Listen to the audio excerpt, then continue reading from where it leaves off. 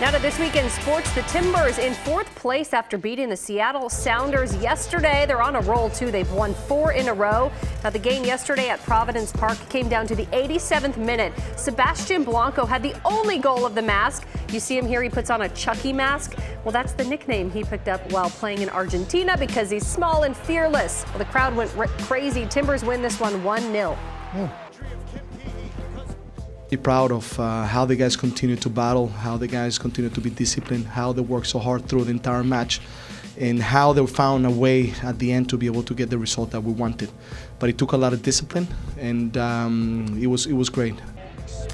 Boy, a lot of tension there, waiting for that one goal to make the difference. This was the 100th match between Portland and Seattle, the first played way back in 1975. The news not so good, though, for the Portland Thorns. They have dropped 2 home games, and that hasn't happened for the first time.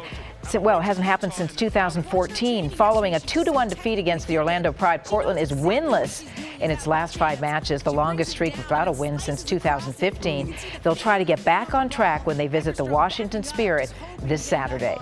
And a little college football news. The Oregon Ducks just locked up the #1 prospect in Oregon. This is quarterback Justin Herbert's younger brother, Patrick. He has committed to the Ducks. Patrick is a tight end, by the way.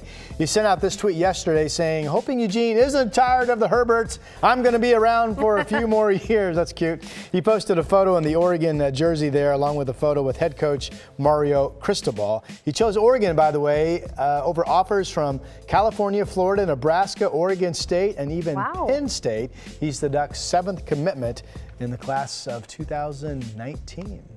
Now to college baseball in Corvallis over the weekend. Oregon State baseball ranked #3 in the country, going for the sweep against second-ranked Stanford. Yes, Stanford #2 in the country. OSU couldn't close the deal, though. They won Friday and Saturday, but Stanford rallied from 5 down to win it in 10 innings yesterday.